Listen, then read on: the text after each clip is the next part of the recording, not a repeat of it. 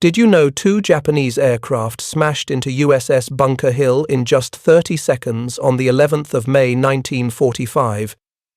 And the Essex-Class carrier still drove herself clear at speed. 10 dropped a 550-pound bomb and tore through the flight deck.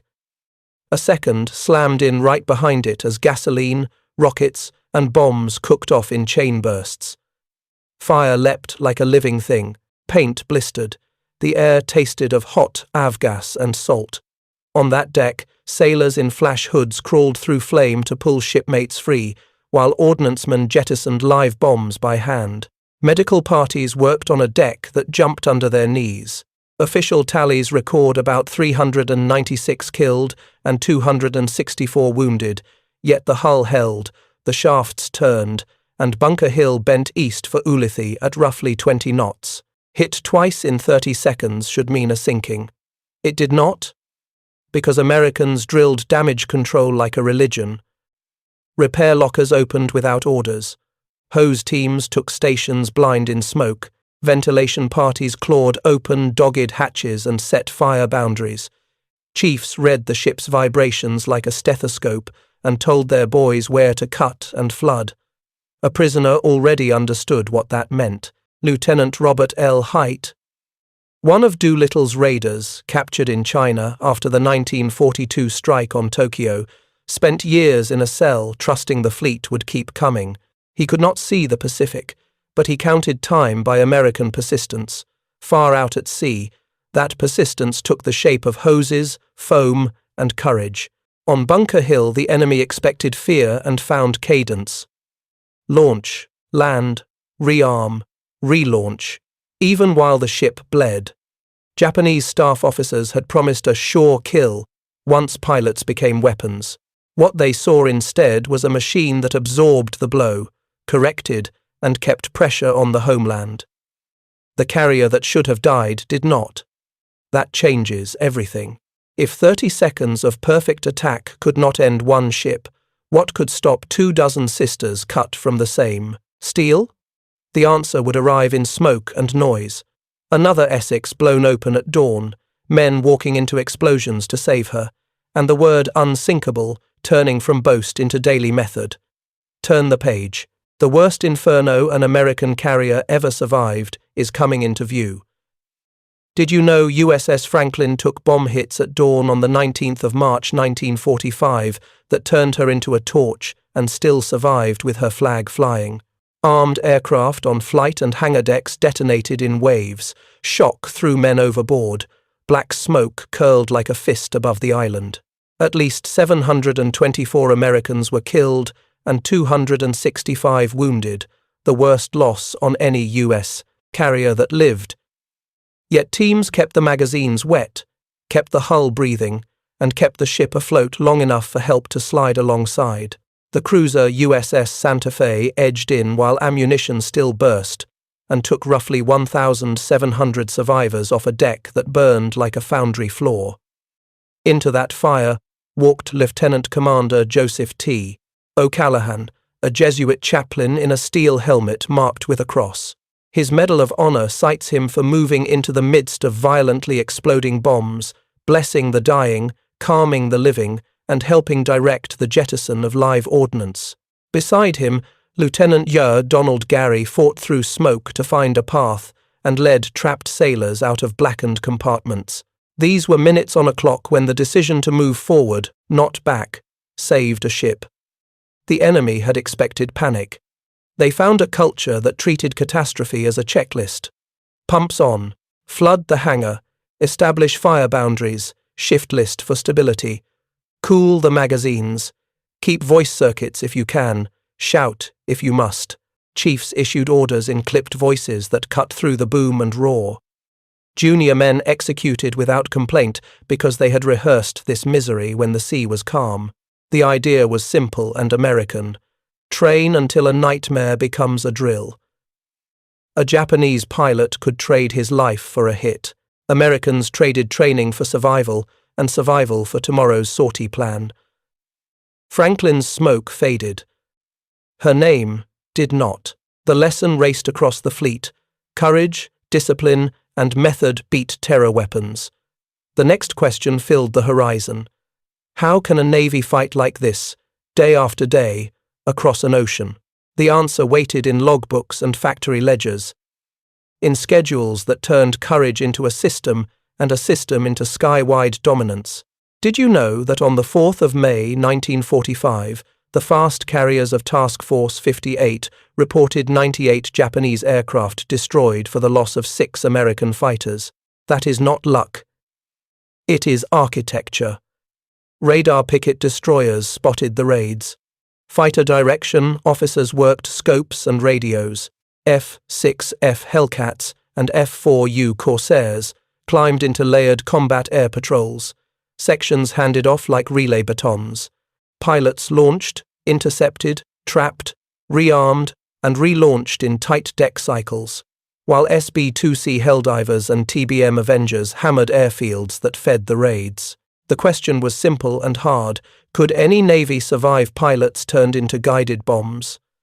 America's answer was to build a system that beat courage with timing, mass, and repeatability. On the good days, the sky looked like a chart come alive, with altitude stacks and vector calls rehearsed 100 times. On the bad days, when a ship took a hit, the same system bent but did not break. Either way, the machine worked. A prisoner knew the score even in silence. Gregory Pappy Boyington, Marine ace shot down in 1944, sat in a cell and felt the rhythm in his bones. He could not see the scopes, but he knew what good control feels like in the air. Another division arriving on time, another voice on the net, another deck crew ready with fuel and ammunition the moment a tailhook kissed the wire. Out at sea, American crews in coloured jerseys moved like a single organism. Yellow shirts waved. Blue shirts pushed, red shirts armed, brown shirts guarded their planes, as like family. The smell was hot oil, cordite, and coffee somewhere below. The sound was tailhooks, clack, tractors growl, and the LSO's steady call. For the enemy, the shock was cold. Even the best Zero drivers found themselves arriving into a sky already divided against them. Cap above, cap below, more cap inbound. After Bunker Hill and Franklin, they expected fear. They met cadence. 98 down in a day is a log entry, not a boast. It points straight to the deeper engine. A free country that built not just airplanes, but the river that carried them, and the docks that turned them around. Now follow that river to Detroit and count what it sent to war. Did you know Willow Run outside Detroit produced one B-24 every 63 minutes at peak, and that the United States built about 96,000 military aircraft in 1944 and roughly 300,000 for the war? Numbers like that are not background. They are weapons. William Knudsen said America would smother the enemy in an avalanche of production, and he was right. The Essex-Class carriers did not arrive alone. They came with oilers, tenders, spare engines, and crates of parts so deep a deck officer could swap a cylinder bank and still make the afternoon cycle. 32 Essexes were ordered, 26 laid down, and 24 commissioned by war's end. Scale like that makes a damaged ship today a fighting platform next week. It also makes a pilot confident that if he traps bent, riggers will have him ready by the second launch. Production sounds cold until you hear it up close. A whistle at shift change, the smack of a rivet gun, the scrape of a crate opened with a crowbar on a swaying deck, a coffee poured at 3 in the morning, while a chief signs for a pallet of spark plugs, a crane lifting a new prop into sunlight while sailors shield their eyes. On the human edge of those statistics stood prisoners who bet their lives that America would not stop. Lieutenant Robert L. Hite, captured after the Doolittle raid, was freed on the 20th of August 1945. His survival ran through factory and flight deck. The enemy saw it too. Hit a carrier and another appeared on the horizon. Close an airfield and watch it cratered again by dusk. Sink a destroyer and find 2 more on picket by dawn. There is a smaller picture that tells the same truth. A kamikaze dents a deck.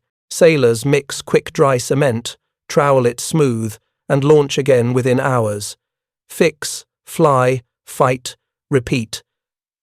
That is how you turn plane counts into air superiority and hull counts into sea control. Even when the enemy gives everything in one blow, free sailors make sure that blow is never the last word.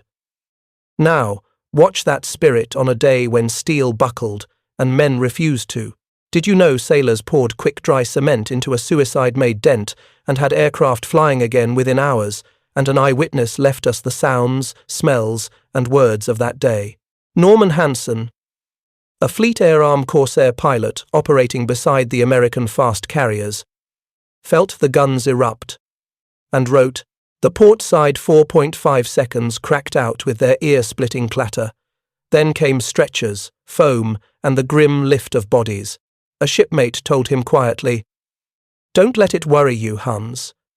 They can't feel anything now." That voice is the sound of trained men refusing to freeze. The scene could be any Essex deck when the alarms start. F-4U Corsairs and F-6F Hellcats chocked on the bow.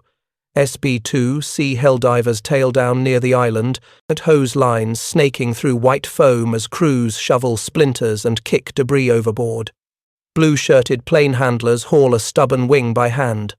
Yellow shirts chop their paddles like orchestra conductors. Red shirts crouch by the bomb carts, fuses checked twice. Brown shirts touch their planes and talk to them out loud. It is noisy. It is oily. It works. This is how Anglosphere carriers turned catastrophe into next launch. It is also how the enemy learned that courage alone could not change outcomes. Staff officers marked a strike successful, then watched radar scopes fill again that same afternoon. For prisoners across Asia, American, British, Australian, the distant thunder of carrier raids meant one thing: the system worked, and it was coming closer. Practical magic beat terror. A bag of cement and a bucket could turn a hole into a runway. Hansen's simple repair explains Bunker Hill and Franklin without chest beating. When steel buckled, men fixed steel. When fires started, men smothered them. When the enemy bet everything on one blow, free sailors made sure that blow was not the last word. And when a pilot asked, "Can we fly?" the answer was, "In minutes." That culture carried the fleet to Japan's doorstep and kept it there. The final proof is a ledger that sounds made up until you add it line by line and watch a super battleship vanish under carrier planes alone. Did you know 14 Essex-Class carriers saw combat, and none were sunk by enemy action, even as those decks helped destroy the world's largest battleship? On the 7th of April 1945, carrier aircraft from the fast carriers pounced on Operation Tengo and sent Yamato to the bottom, along with cruiser Yahagi and multiple destroyers. The strikes were Helldivers, Avengers, and Hellcats air power, doing exactly what years of practice had designed it to do. The same spring off Okinawa, Task Force 58 wrote entries like 98 enemy aircraft destroyed, 6 fighters lost, into routine reports. That is what dominance looks like. Not slogans, but ratios. Behind it stood the factory's Willow Run's B-24 every 63 minutes, roughly 96,000 American aircraft in 1944, about 300,000 for the war, and the shipyards that delivered 32. Essex's ordered, 26 laid down, 24 commissioned. Add men like O'Callaghan on Franklin walking into exploding bombs, and Donald Gary leading the lost through smoke, and you have a nation that turned values into victory, training into muscle memory, ingenuity into doctrine, generosity into strength. Prisoners came home because ships lived when they should have died, and because planes flew when runways were supposed to be silent. Enemies learned a hard truth. Courage, without capacity, loses to a free people who can organize courage at scale. Look again at the parts you can touch. A hose coupling snapped tight by a burned hand, a pump thudding under a bulkhead, a tractor tug pulling a fighter into position, while ordnance crews roll another 500-pounder out of a crate, a young sailor tasting salt and smoke and still keeping his line, a pilot hearing "Roger Ball" and trusting that a deck smashed this morning will be ready by dusk. The miracle is not miracle at all. It is practice under pressure. So the ledger is simple and final. Hit twice in 30 seconds, Bunker Hill still ran. Blown open at dawn, Franklin still lived and flew her flag. 98 down in a day became normal. Factories buried the enemy in airplanes. The world's biggest battleship died under American air power. Put that together, and you have Why Freedom Won, a machine built by a free people, run without stopping, used to finish the fight. Did you know the United States ended the war with 24 Essex-Class carriers commissioned more big-deck flat-tops than every other navy on Earth combined? Picture their names sliding past in grey steel. Essex, Yorktown, Lexington, Bunker Hill, Hancock, Intrepid, Ticonderoga, Randolph, Bennington, Hornet, Wasp, Shangri-La, Philippine Sea, and more. Each a floating airfield that could hurl 100 sorties before lunch. The trick wasn't only building them, it was keeping them in formation, fueled, armed, and ready to launch at dawn, recover at noon, and launch again by mid-afternoon. That took an orchestra at sea. Oilers slid in at 12 knots with hoses snaking across the waves. Ammunition ships brought 5-inch shells, 20mm belts, and pallets of 500-pounders. Refrigeration ships carried meat, fruit, milk morale in crates.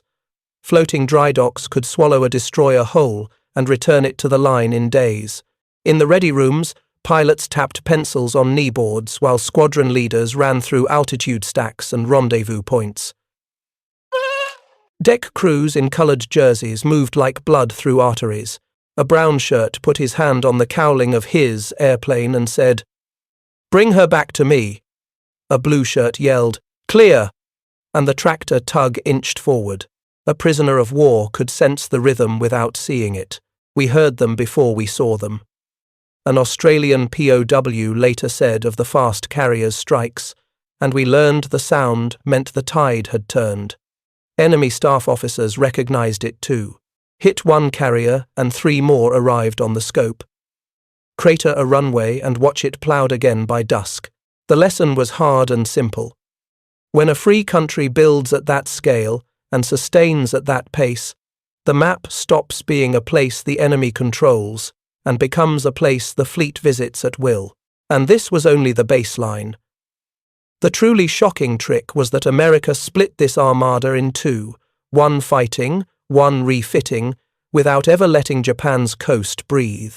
What looked like 2 different fleets was really one machine under 2 names, and it kept the pressure up until there was nowhere left to hide. Did you know an anchorage in the middle of nowhere, Ulithi Atoll, became the busiest naval yard on Earth in 1944-45 without a single brick building? Service Squadron 10 turned a coral lagoon into a floating city. Oilers, ammunition ships, repair tenders, hospital ships, even floating dry docks big enough to lift a battleship's screws clear of the water.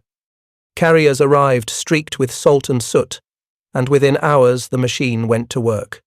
Lines were passed. Hoses coughed fuel. Winches clanked. Crates were opened with crowbars and curses. Sailors signed for parts in grease-smeared ledgers, then jogged them to elevators where ordnancemen checked fuses by touch. Underway replenishment made it all possible. Picture an oiler's deck crew whistling as they shoot a shot line across the gap, then hauling over the heavy span wire, then lashing it tight while both ships roll opposite in long Pacific swells. It is choreography with consequences. Miss the timing, and you rip fittings out of the deck. Hit it, and 2 million gallons of black life move across the sea before sunset. A composite Japanese conscript, captured at Okinawa, later muttered a line that says everything. "Our pilots were brave. Your ships were never hungry." POWs across Asia felt the same truth from the other side. An American remembered, "We counted by the sound of engines. When it grew into a storm, we knew the fleet was close." This was America's quiet superweapon, a supply chain that didn't stop at the pier. It sailed. It met the line at speed. It turned the Pacific from obstacle into highway. And it meant tomorrow's strike wasn't a promise. It was an appointment kept. Next, We pull off the mask and show the clever trick behind the tempo. 2 different fleet numbers. 1, relentless heartbeat, and commanders who traded the helm like runners in a relay, so the punch never slowed down. Did you know the same armada fought as the 5th Fleet under Admiral Spruance and then, without changing ships, reappeared as the 3rd Fleet under Admiral Halsey, so the headlines changed but the pressure on Japan never did? Question.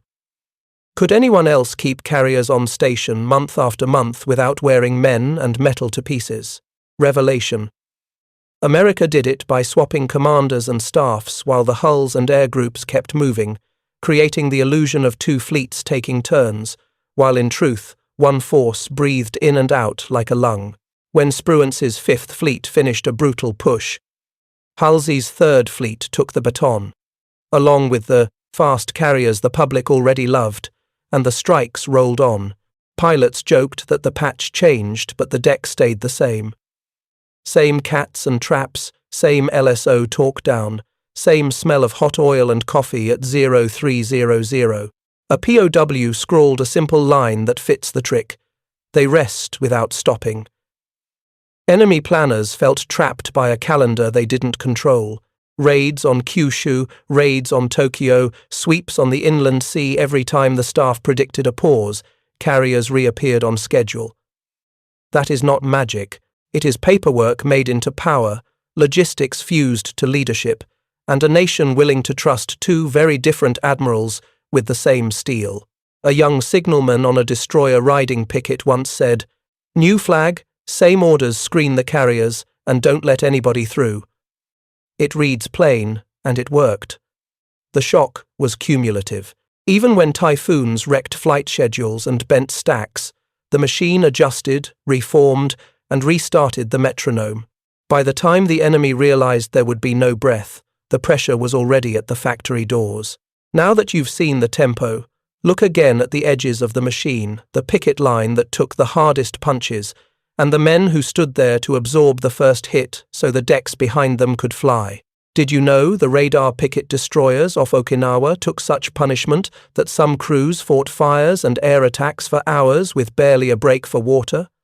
Those thin grey hulls, Fletcher-Class and Allen M, Sumner-Class sat out front so the carriers could launch.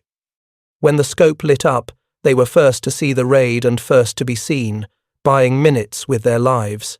5-inch mounts barked, 40mm quads chattered, 20mm streams stitched the sky. The air was cordite and burned paint. Their captains called for combat air patrol even as their own gunners clipped wings off diving planes. On a good day, Hellcats arrived in time and the picket line lived. On a bad day, kamikazes punched straight through and the destroyer crews became their own damage control teams, dragging hoses through sparks and smoke, jettisoning depth charges before heat cooked them off, carrying wounded to the wardroom, now a sick bay. A sailor later wrote, "We were the fence." He was right. The line held because men held it. That sacrifice is part of the carrier's success, not separate from it. The big decks could keep their cycles because the ring of steel around them paid the down payment in flak and flames. A Japanese officer admitted later, "We broke our wings against your outer wall." POWs who heard the battles from land learned to read the sound. First the picket's guns, then the cap diving, then the distant hammer of carriers launching more jets of sound across the sky. The lesson is simple and proud. America built the queens, but it also built the pawns, rooks and knights to shield them, and every piece on the board knew its job. That is why the machine worked when the heat rose and the light failed. The proof comes next in numbers that sound like boasting until you add them up. No, Essex lost to enemy action, a super battleship erased by air power, and daily kill loss entries that read like arithmetic more than drama. Did you know a single carrier strike, day the 7th of April 1945, ended the myth of battleship invincibility when American air power sank? Yamato, the largest battleship ever built, Avengers lugged torpedoes slung like sharks under their bellies. Helldivers dove with bombs that looked small until they hit steel, and blossomed into orange. Hellcats prowled above, cutting down fighters and strafing decks. The sea boiled where torpedoes found home. Smoke towered in columns you could see for miles. Nearby ships listened to the strike radio and heard voices calm as classroom roll calls. Hit amidships. Torpedo starboard. She's turning. The lesson was brutal and plain. It took Japan years to build Yamato. It took hours to end her voyage, when carriers found her at sea. A former enemy sailor, captured later, put it softly, "We brought a sword to fight the sky." POWs in camps heard the rumors fast. "A giant has fallen," one scribbled, and then asked the question that mattered to every prisoner staring through wire. How soon until the raids stop the trains, the guards, the whole machine holding us? The answer arrived on schedule. The fast carriers turned north again and again, Kyushu, Kure, Tokyo swarming shipyards, airfields, arsenals. Meanwhile, new fighters with bubble canopies and 2,000 horsepower hearts strapped in on warmed decks and launched straight into wind. You could smell the hot oil and feel the deck jump when the catapult fired. You could taste salt on your lips and powder in your nose. You could count the strength of a free country in the steady hands of boys barely old enough to shave. The end did not come from a single blow. It came from the ability to deliver the same blow over and over until the enemy could not answer. One day sunk a super battleship. The next days crushed the idea that anything at sea could stand against a sky America owned. And that sets up our final chapter, the impossible ledger, the calm after the storm. And the reason this story leaves you proud of what free people can do together. Did you know one free nation kept big deck carriers on the enemy's doorstep for months and finished the war with none of its Essexes sunk by enemy action? Question: could any other country in 1945 keep 20-plus fast carriers flying daily, feed them at sea, repair them afloat, switch commanders without losing tempo, and still post combat logs that read 98 enemy aircraft destroyed, 6 fighters lost, as if it were routine? Revelation. America did exactly that. Because values became systems, and systems became victory. Factories built roughly 96,000 airplanes in 1944, about 300,000 for the war, and shipyards delivered. 32 Essexes ordered, 26 laid down, 24 commissioned. Decks turned that math into power. When Bunker Hill took 2 hits in 30 seconds, she still ran. When Franklin exploded at dawn, men walked into the fire and kept her alive. When the fleet needed a place to rest, Ulithi appeared like a city on water and made tomorrow's launch inevitable. Prisoners came home because the machine never stopped. A POW whispered years later, "We listened for the sound of engines. That's how we knew freedom was near." An enemy officer summed up the truth in fewer words. "We could not outlast you." Add the human measure: chaplains with hoses, chiefs with wrenches, kids with burned hands tightening a coupling and then asking for more line, and you get the character behind the steel. Add the numbers: ships counted by the dozen, planes by the 100, sorties by the 1,000, and you get the proof no argument can erase. The world's largest battleship went down under American carrier planes. Islands that once looked unreachable became waypoints. The ocean turned from moat to highway. The story ends quiet, as it should. A deckhand wipes foam from his face and tastes salt and smoke. A pilot hears Roger Ball and brings his bird aboard at dusk over a sea gone purple. A chief signs for a crate of parts under a bare bulb and says, "We'll be ready at first light." That is the ledger. That is the victory. And that is why this history makes you stand a little straighter when you hear a national anthem and remember what free people can do together.